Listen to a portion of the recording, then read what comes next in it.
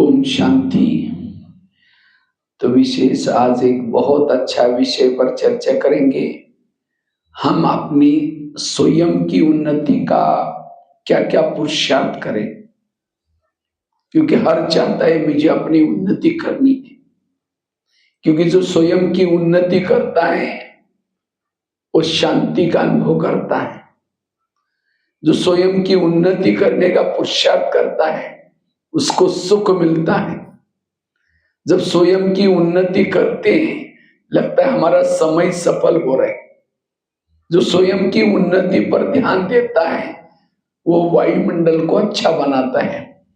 जो स्वयं की उन्नति करता है, स्वयं का परिवर्तन करता है, उतना उसके वाणी में बल आता है, उसके दृष्टि में बल आता है। इसलिए हमें सबसे पहले स्वयं की उन्नति का ध्यान देना है, स्वयं का पुरुषार्थ करना है। अगर मुझे सुख चाहिए, शांति चाहिए, अपना स्वयं की उन्नति करने का पुरुषार्थ करना है, तो स्वयं की उन्नति करने के लिए क्या क्या धारणा करनी है। कभी कभी हमारी स्वयं की स्थिति क्यों बिगड़ती है? तो स्थिति बिगड़ने का पहला कारण है परचिंतन। जब हम इस ज्ञान मार्ग में चलते चलते किसी के दोष देखते हैं, अवगुण देखते हैं, इससे हम अपने उन्नति नहीं कर पाएंगे। क्योंकि जो दूसरों को देखता है वो अपने को देख नहीं सकता, अपना चिंतन नहीं कर सकता।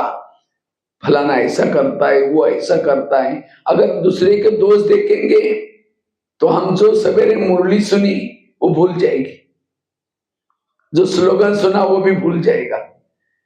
जो दूसरों को देखता है उसके दिमाग में सरस्वती नहीं बैठेगी, ज्ञान नहीं बैठेगा। अब जिसको ज्ञान ही नहीं है, सतयुग में जाना है, ये कलयुग खत्म होने वाला है, हम देवी देवता बनने वाले हैं, अगर जिसके दिमाग में ज्ञान नहीं है उसको खुशी नहीं होगी और शांति भी नहीं होगी। इसीलिए मेरे दिमाग में सदा ज्ञान रहे, बाबा की मुरली याद रहे, परम धाम याद रहे, बाबा याद रहे, उसके लिए मुझे किसी के दोष नहीं देखने, किसी के भी अवगुण नहीं देखने। हर इंसान में कुछ गुण भी तो है। इंसान होने के नाते हर इंसान में कोई गुण है। जैसे आपके यहाँ कोयला बहुत होता है ना, कोरबा में, ब्यौरा में, चारों तरफ कोयले की खानी है, लेकिन इसी कोयले के अंदर कुछ हीरे भी तो है ना। कोयला के व्यापारी मत बनो, किसके व्यापारी बनो? हीरे के व्यापारी बनो। कोयला का व्यापार बनने वाला हाथ भी काला, मुंह भी काला, जिसको बेचे वो भी काला। इसी तरह किसी के गुण अवगुण देखेंगे, फिर उस अवगुण को दूसरों को सुनाएंगे, ये ऐसी है, वो ऐसी है, उसका टाइम भी वेस्ट किया, वायुमंडल की भी खराब किया। इसलिए हर इंसान में जो गुण है उस गुणों को देखो, औरों को भी सुनाओ, ये बहुत अच्छी है, ये बहुत अच्छी है। उससे आपका भी फायदा, दूसरों का भी फायदा। इसीलिए अगर अपनी उन्नति करना चाहते हैं, मुझे किसी के दोष नहीं देखने हैं, परचिंतन किसी का नहीं करना। जो परचिंतन करता है वो अपनी स्वयं की उन्नति कभी भी नहीं कर सकता। एक शिष्य था, गुरु जी के पास जाता है, कहता है गुरु जी मैं भक्ति करना, मैं आगे बढ़ना चाहता हूं, मैं अपने उन्नति करना चाहता हूं। तो गुरु जी ने कहा ठीक है, मैं उसके लिए तुम्हें वरदान देता हूं, साथ में 2 थैले देता हूं। गुरु जी ने कहा एक थैले को तुम पीठ के पीछे रखना और दूसरे थैले को क्या रखना? आगे रखना। और गुरु जी ने कहा कि जो पीठ के पीछे थैला है, तुम्हारे आस पास पड़ोस में जो भी लोग हैं उस सभी के अंदर जो भी बुराई है, दोष है, उसको पीछे वाले थैले में रखा हुआ है, चिटकिया बना करके उस थैले को बांध करके पीछे रखना। और आगे वाला जो थैला है तुम्हारी खुद की बुराई है, तुम जिद्दी हो, किसी के नहीं मानते हो, वो बुराई की चिटकी बनाकर डाली है। लेकिन भगवान ने कहा जो पीछे वाला थैला है उसको बांध करके पीछे रखना, आगे वाले थैले को खुला रखना। जब भी तुमको टाइम मिलते हैं, फुर्सत होते हैं, हाथ डालना चिटकी को निकालना और देखना कि मेरे अंदर क्या क्या बुराई है, उसको परिवर्तन करना, तुम्हें सुख मिलेगा, शांति मिलेगा, सब कुछ मिलेगा, तुम्हारी तरक्की होगी। तो कहता है गुरु जी भगवान मैं ऐसे करना चाहता हूं। भगवान ने कहा ठीक है। वो थैले लेके चला गया। कुछ साल के बाद वो व्यक्ति क्या करता है, पीछे का थैला आगे करता है, माना दूसरे की बुराई को क्या किया, आगे किया, और उसको खोल दिया, हाथ डाल करके दिखता है, अच्छा ये ऐसा है, अरे मुझे तो पता ही नहीं था ये ऐसा है। पहले तो खुद चिंतन करता है, बुला बुला करके लोगों को भी सुनाता है, उसका टाइम वेस्ट होने लगा, आत्मचिंतन नहीं करता, और अपनी बुराई को कहां रखा, बांध करके पीछे रखा, दुखी हो गया, अशांत हो गया, फिर टेंशन में आया। फिर एक बार दोबारा भगवान के पास गया कई सालों के बाद, कहता है भगवान मैं बहुत दुखी हो गया, मैं बहुत टेंशन में हूं, मुझे सुख नहीं है, मुझे शांति नहीं है। भगवान ने कहा अच्छा तुमको जो मैंने थैले दिया था उसको कहां रखा, कहता भगवान मेरे से भूल हो गई, मैंने कभी कभी पीछे का थैला आगे किया था। भगवान ने कहा यही तुम्हारे दुखों का कारण है, ये कहानी किसी और की नहीं, हमारी अपनी कहानी है। आज यहां हम आते क्यों आते, क्यों आते हैं यहाँ, बाबा मुझे शांति चाहिए, मुझे सुख चाहिए, हम जीवन में आगे बढ़ना चाहते हैं, हम जीवन में तरक्की करना चाहते हैं। बाबा भी हमें वरदान देता है और 2 थैले देता है, कहता अगर तुमको सुख चाहिए, शांति चाहिए, तुम तरक्की करना चाहते हो, तुम क्या करो, दूसरे की बुराई को कहां रखो, पीछे। पीछे मतलब पीछे वाली चीज तो दिखाई नहीं पड़ती ना, माना किसी के भी दोष को देखो नहीं, उसके बारे में सोचो नहीं, बस इतना करो, और अपनी बुराई को बीच बीच में देखो कि मेरे अंदर क्या दोष है, क्या बुराई है, और उसको परिवर्तन करो। इतना करो तुम्हें सुख शांति मिलेगा। लेकिन हम बाहर जाकर के क्या करते हैं, अपने बुराई को पीछे रखेंगे और दूसरे की बुराई को, यही हमारे योग न लगने का, हमारे दुखों का कारण है। इसलिए आज से क्या करेंगे, आज से दूसरे की बुराई को कहां रखेंगे, पीछे, और अपने बुराई को, यह है पुरुषार्थ, यह है स्वयं की उन्नति करना।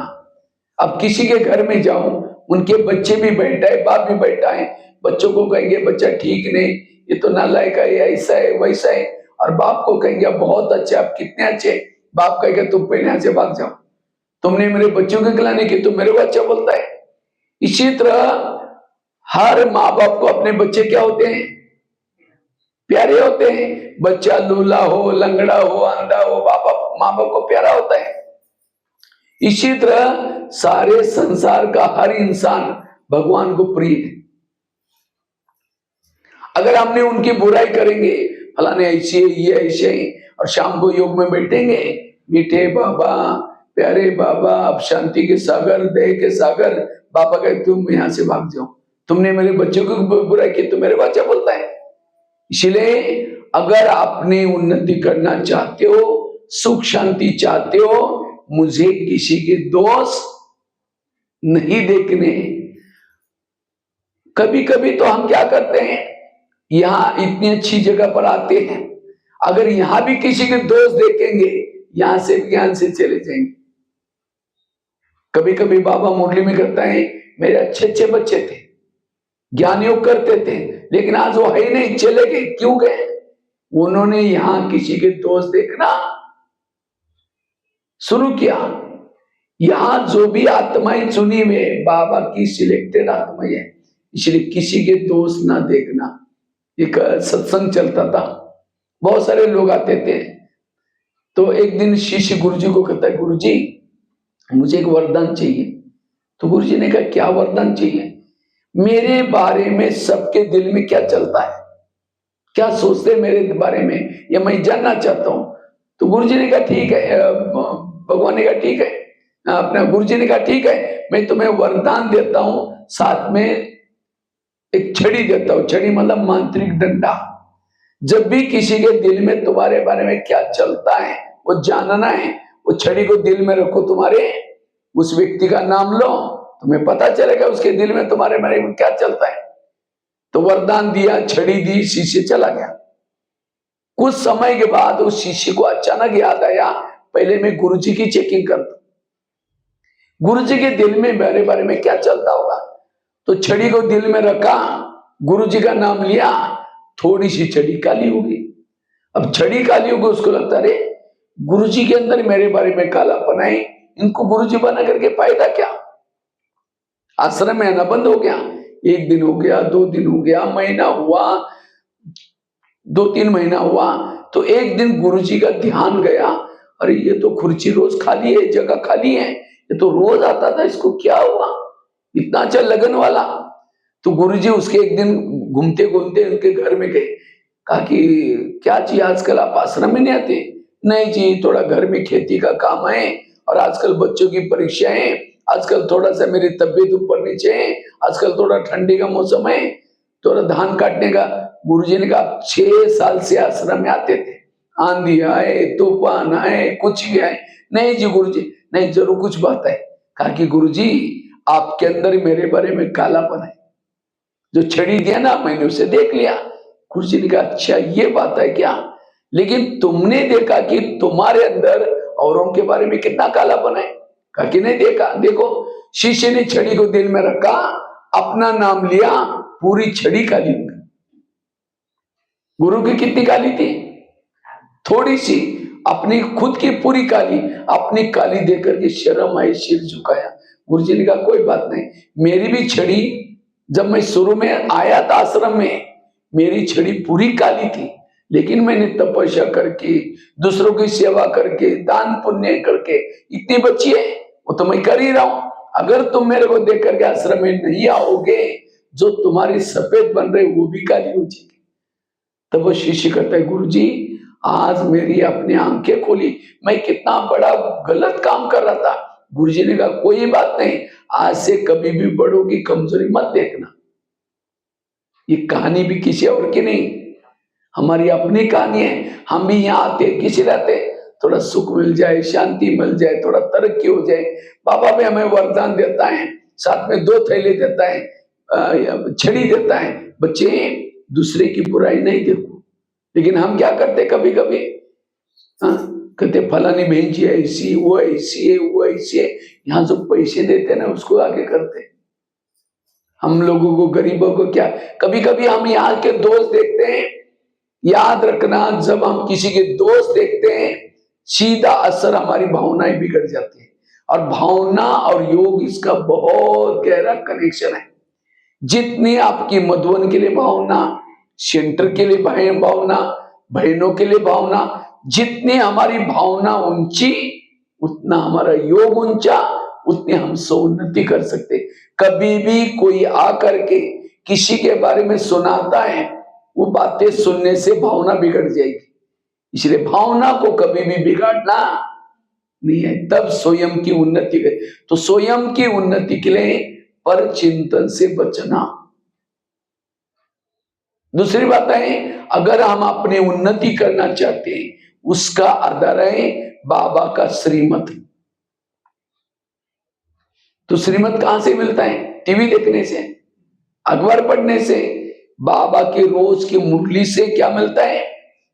श्रीमत। और जितना रोज आकर के मुरली सुनेंगे, केवल सुनने तक नहीं रखना, सारा दिन उस प्रमाण चलना है। अमृत वाला रोज उठना है, रोज मुरली सुननी है, शुद्ध भोजन खाना है। जो बाबा मुरली में कहता है उसको फॉलो करते रहो, अपने आप आपकी उन्नति होगी। हमें अपने मन से नहीं चलना, दूसरे के मन से नहीं चलना, न जनमत, न मनमत, न परमत, श्रीमत। और जो श्रीमत का पालन करता है वो अपनी उन्नति अपने आप करता है। आज हम दिन प्रतिदिन नीचे क्यों आए? क्योंकि हमने क्या किया? जनमत, परमत, मनमत, और इसलिए नीचे। अभी बाबा यहाँ करके हमें श्रीमत देता है, और ये श्रीमत केवल संगम युग में ही मिलता है। शास्त्रों की बातें वो श्रीमत नहीं है, कोई किताबी आध्यात्मिक साहित्य वो श्रीमत नहीं है। श्रीमत केवल मुरलियों के डायरेक्ट भगवान वाच। इसलिए जो जितना श्रीमत प्रमाण चलता है उतनी अपनी उन्नति करे। लेकिन हम श्रीमत का उल्लंघन क्यों करते हैं? लोग ला जाते हैं। अगर हम सफेद ड्रेस पहनेंगे लोग क्या कहेंगे? अगर हम बाहर का भोजन नहीं खाएंगे लोग क्या कहेंगे? अगर हम ब्याज लगाएंगे लोग क्या कहेंगे? लोग इस दुनिया में ऐसे हैं, घोड़े पर बैठने में नहीं देंगे, पैदल चलने में नहीं देंगे।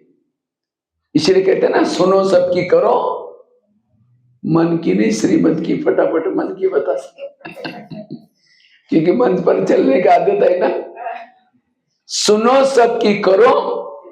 अब यहां आएंगे तो क्या बोलेंगे? अरे कहां जाते हैं, सफेद ड्रेस पहनते, बाहर का खाना नहीं खाते, फैशन नहीं करते, कोई लाइफ है क्या? इसीलिए दुनिया में अरे खाओ पियो मौज करो। किसने भविष्य का देखा है? ठीक है, कल से क्या करो, बाल खुले करके, पैंट पहन करके, सिगरेट लेकर के घूमा बोले में। लोग क्या बोलेंगे? अरे ये कौन सा अवतार किया? कोई पूजा पाठ करो, कुछ भक्ति करो, कुछ दान पुण्य करो, ये क्या है? अब वो कर रहे थे तब भी बोल रहे थे, ये करेंगे तो भी बोल रहे थे। इसीलिए कहते हैं सुनो सबकी करो श्रीमत की। श्रीमत प्रमाण चलो। यहाँ फिर भी छत्तीसगढ़ में लोक लाज कम है। हम तो राजस्थान में रहते हैं ना, तो राजस्थान में जब माता एक क्लास में आकर के बैठेगी, घूंघट लेकर के बैठेगी, पूरा चेहरा ढका हुआ, वहां प्रथा है ऐसी। अगर उसको दृष्टि लेना है, थोड़ा घूंघट निकाल करके ऐसा एक आंख से ऐसे ऐसे करके दृष्टि लेगी। अभी कुछ दिन पहले राजस्थान की बहुत सारी माताएं मधुबन में बाबा मिलन में आई थी, सेवा करने के लिए आई थी। तो एक माता जी टेलीफोन एक्सचेंज में फोन करने के लिए आई थी। तो जैसा उसका, मैं वहां खड़ा था कुछ काम से, जैसा उसका फोन लगा, फटाफट घूंघट लेकर के अंदर फोन करके बात कर रही थी। तो फोन पूरा होने के बाद मैंने पूछा, माता जी ऐसे घूंघट से क्यों बात कर रहे थे? कहते ससुर जी से बात कर रहे थे। मैंने कहा ससुर जी कहाँ है? कहते जयपुर में है। 500 किलोमीटर दूर ससुर जी, अब घूंघट लेकर के बात कर रहे थे। लेकिन मुझे बहुत अच्छा लगा, ये ससुर जी के लिए रिस्पेक्ट, रिगार्ड। बाबा ने मुरली में ना, बड़ों का रिगार्ड रखो। ये राजस्थान में इसीलिए क्योंकि रिगार्ड रिस्पेक्ट के लिए। लेकिन ससुर जी का ससुर जी कौन है? शिव बाबा, उसके लिए इतना रिगार्ड है। अगर अमृतोला नहीं उठेंगे ससुर जी क्या बोलेंगे? अगर मुरली के लिए नहीं जाएंगे ससुर जी क्या बोलेंगे? अगर मैं ब्याची नहीं पहनूंगा ससुर जी क्या बोलेंगे? लोक लाज करने की बाबा की करो, किसी देहदारी के करने की कोई जरूरत नहीं। लोगों की लाज करते करते कहां पहुंच गए। इसलिए श्रीमत का पालन करो। जो श्रीमत प्रमाण चलता है उसकी उन्नति अपने आप मिलते हैं। श्रीमत प्रमाण चलने से पाप कर्म ना होते। जो मन मत जन मत परमत प्रमाण चलता है पाप कर्म होता है। इसलिए बाबा कहते मैं अभी तुम्हें यहां जो रास्ता बता रहा हूं उस प्रमाण फॉलो करो। तो जितना श्रीमत का पालन करेंगे उनकी स्वयं की उन्नति होगी। सीता कमजोर क्यों बनी? रावण क्यों लेकर गया? उसने श्रीमत में क्या मिलाया? मन मत। जबकि लक्ष्मण बोल के गया था, भाभी इससे बाहर नहीं जाना, ये रेखा में डाल रहा हूं, बाहर नहीं जाना, इतना बोल के गया था। लेकिन उसने क्या किया? ये साधु है, अगर भिक्षा नहीं देके तो नाराज हो जाएगा, ये तो श्राप देगा। ये अपने श्रीमत में क्या मिलाया? मन मत। इसी तरह हम किसी के घर में जाते हैं तो क्या सोचते हैं? बाबा तो श्रीमत कहते हैं बच्चे बाहर का भोजन नहीं खाना है, लेकिन हम बाहर क्या सोचते हैं? अगर इनका खाना नहीं खाएंगे तो ये क्या हो जाएंगे? नाराज हो जाएंगे। हमारे जी हम बहुत सालों के बाद आए, इस श्रीमत में क्या मिला रहे? मन मत। इसलिए बाबा जो कहता वैसे चलो, लोक लाज नहीं करो। एक जन्म में बाबा के श्रीमत प्रमाण चलो, कितना जन्म हमारा भाग्य बनता है। इसलिए श्रीमत का पालन करना है, न मन मत, न परमत, न जनमत। तीसरी बात है, अगर हम अपनी स्वयं की उन्नति करना चाहते हैं उसके लिए सहनशील बनो। जो सहन नहीं करता वो अपनी उन्नति कभी नहीं कर सकता। क्योंकि जिसके पास सहन शक्ति नहीं है, योग में बैठेगा, शुरू तो करेगा, मैं आत्मा हूं, शांत स्वरूप हूं, शक्ति स्वरूप हूं, फिर कहेंगे मेरे को उन्होंने क्यों बोला, फिर कहेंगे ठीक है मैं आत्मा हूं, शांत स्वरूप हूं, फिर कहेंगे 15 दिन पहले भी तो बोला था, फिर कहेंगे ठीक है मैं आत्मा हूं, फिर कहेंगे सबके बीच में क्यों बोला। वो योग में बैठ नहीं सकता। इसीलिए सारा दिन मेरे साथ कुछ भी होता है, मुझे उसको सहन करना है।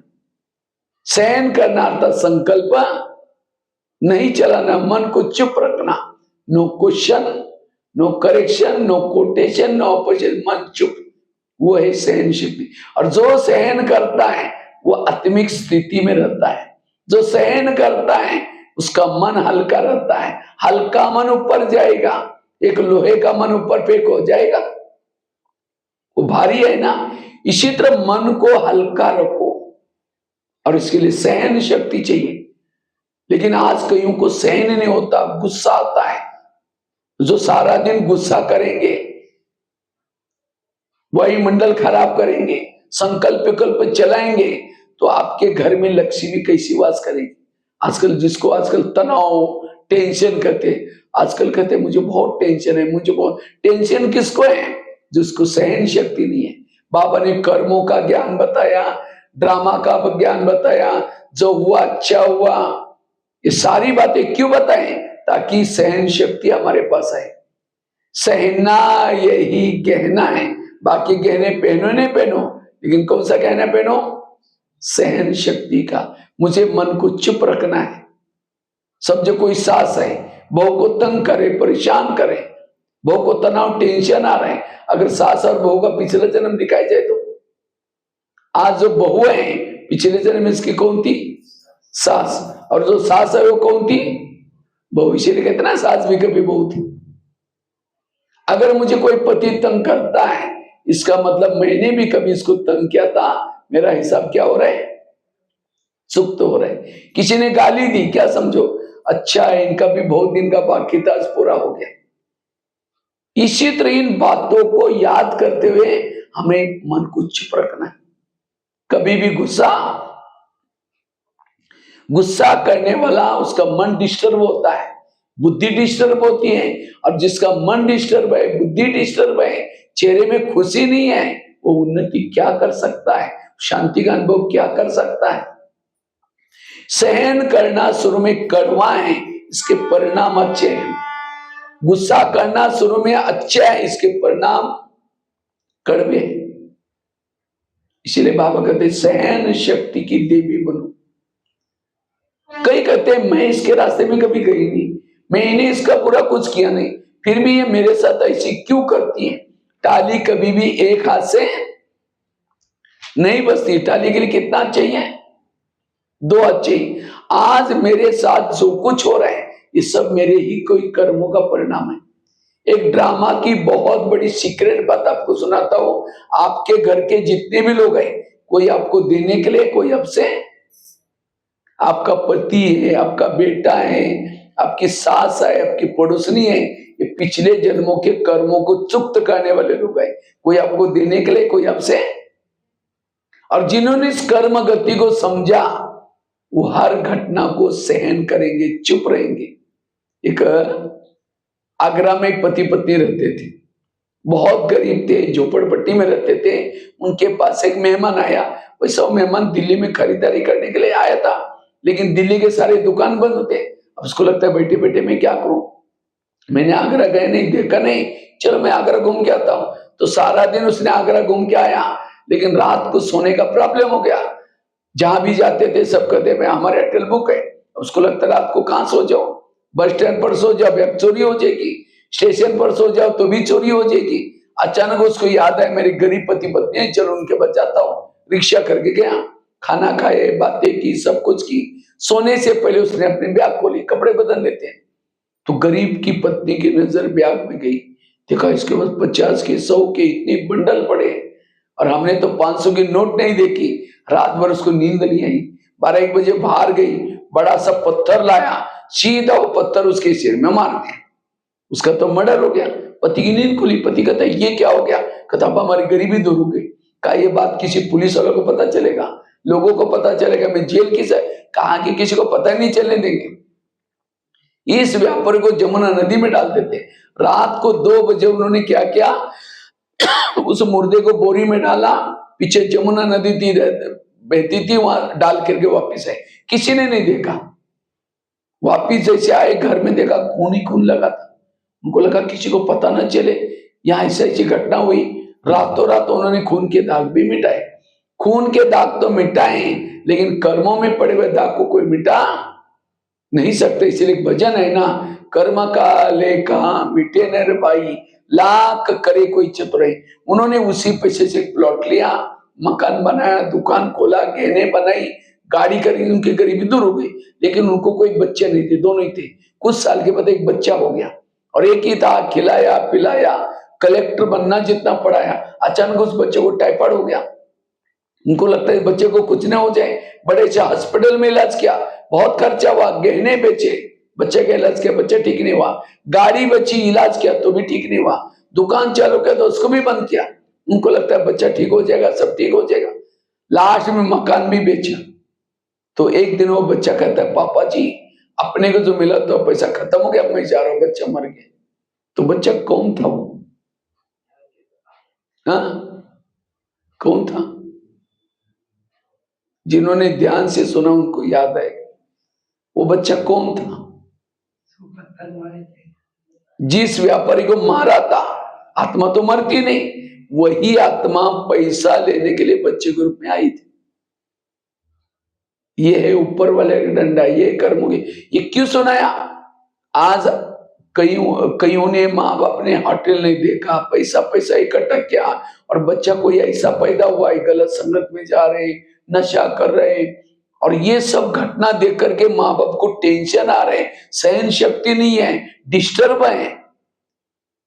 क्योंकि कर्मों का ज्ञान, वो बच्चा कौन है? आपके पिछले जन्मों का हिसाब है। तो इसलिए उसको मारने से, पीटने से, गुस्सा करने से क्या वो घटना खत्म होगी? कई तो सुसाइड भी कर लेते हैं। जब देखते हैं कि हमारे घर में ऐसा प्रॉब्लम है, ये सुसाइड करने से खत्म होगा, अगले जन्म में ब्याज के सहित और दुख भोगना पड़ेगा।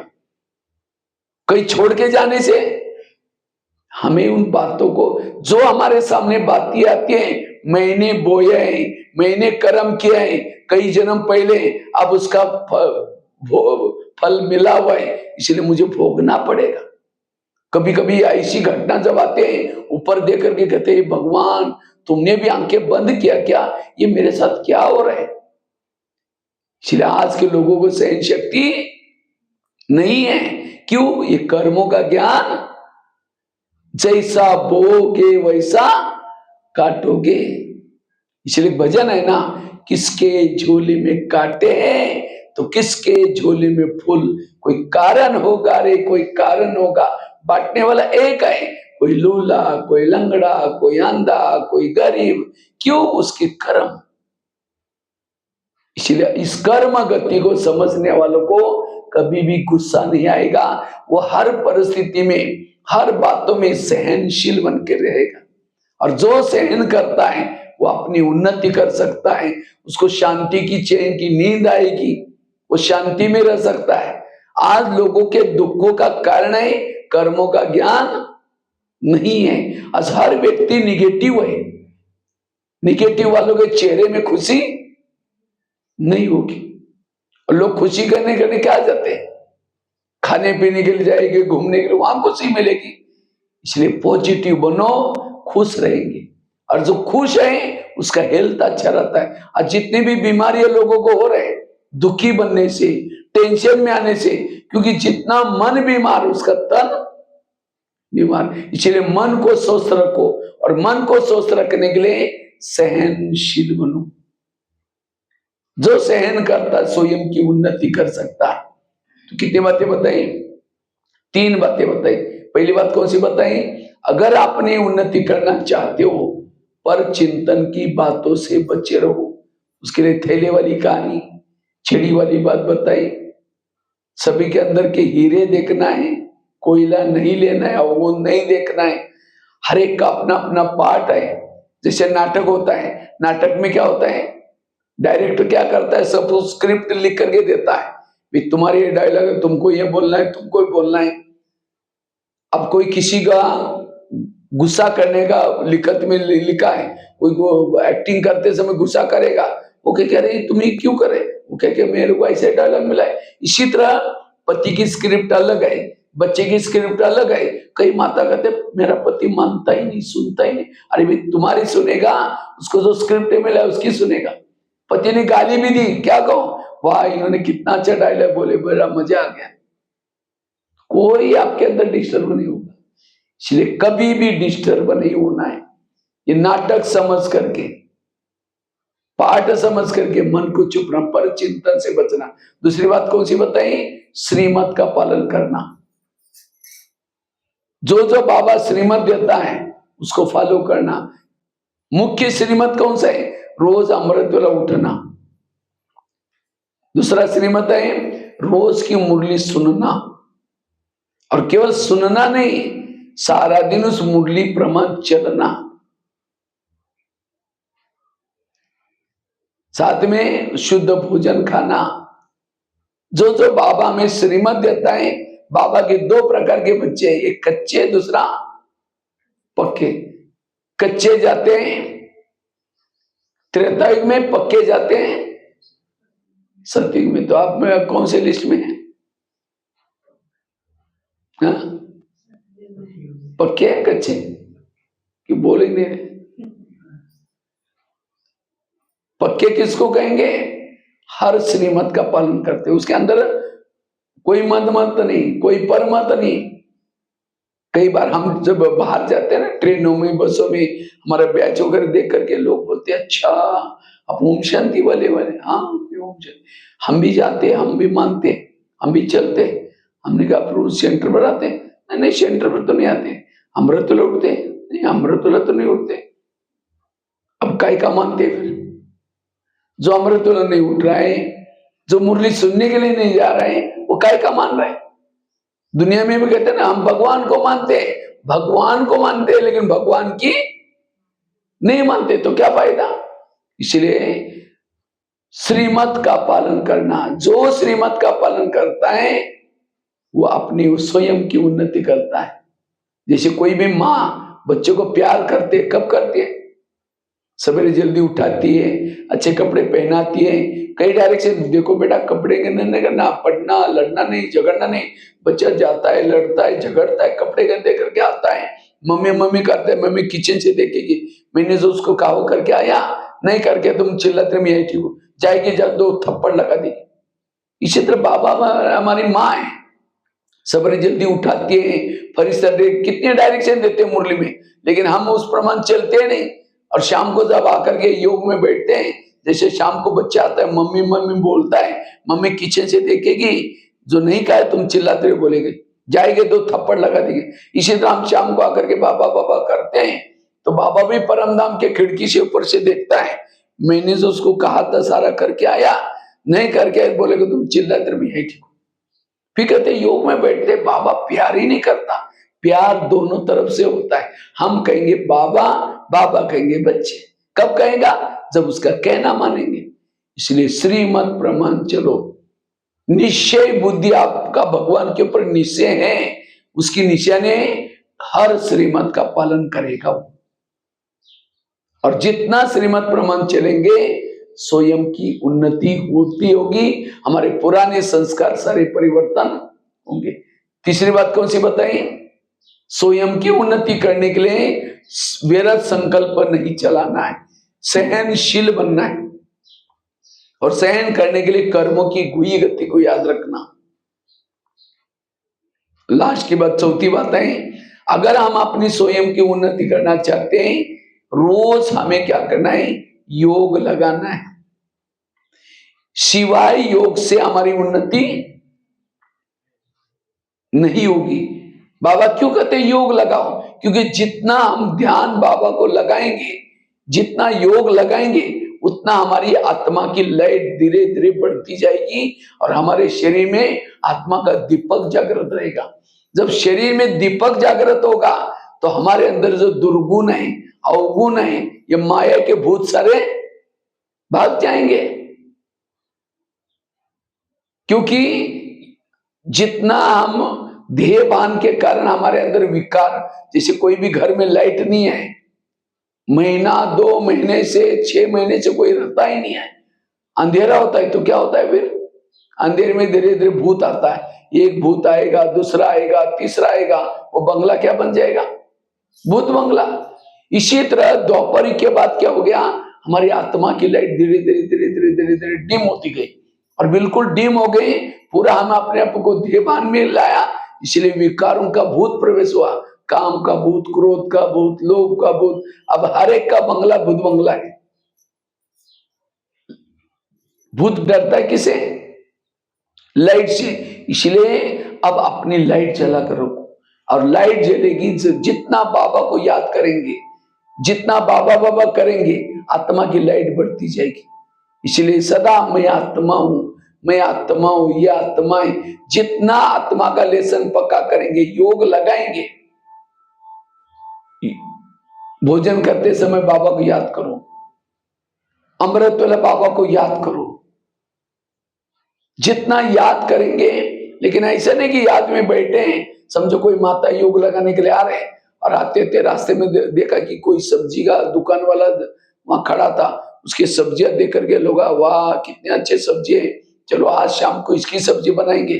पहले सोचे कि जाकर मुरली सुनेंगे, जाते समय लेके जाएंगे, यहाँ आकर के बैठे, लाल लाइट चल रहे, गीत बज रहे, शुरू करके मैं आत्मा हूँ, शांत स्वरूप हूँ, शक्ति स्वरूप हूँ। फिर सोचे रहे झोला तोला थैला तो लाए नहीं, वो सब्जी कैसे लेके जाए? फिर कहे कि ठीक है, मैं उसके बाद वो प्लास्टिक का झोला तो गए, मैं आत्मा हूँ, शांत स्वरूप हूँ।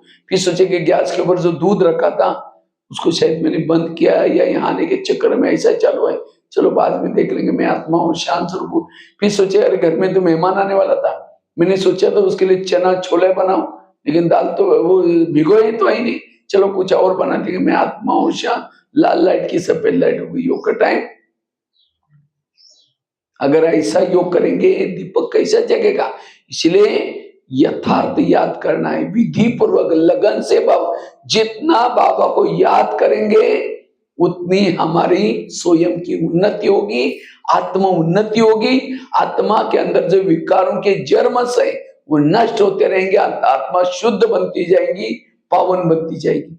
इसीलिए रोज के मुरली में बाबा कितना कहते हैं, बच्चे मुझे योग लगाओ, बच्चे मुझे याद करो। इसीलिए याद, तो एक तो अमृत वेला सवेरे कौन कौन उठे थे? कौन कौन उठे थे बता? 1 जन, 2 जन, 3 जन, और बाकी 3 जन। तो आज से शुरू करेंगे। हाँ,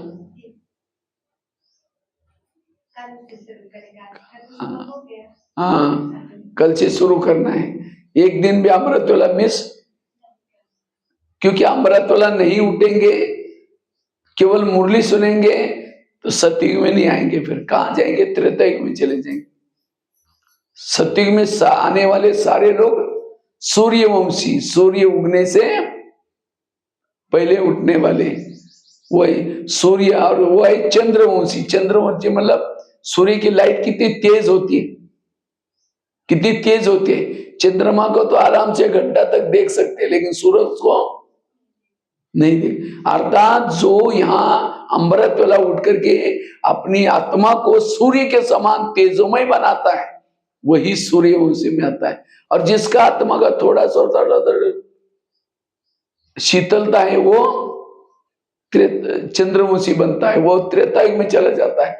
इसलिए वो सूरज जैसी लाइट दिखनी चाहिए सारा दिन हमारे शरीर में, उसके लिए अमृत वेला का योग जरूरी है।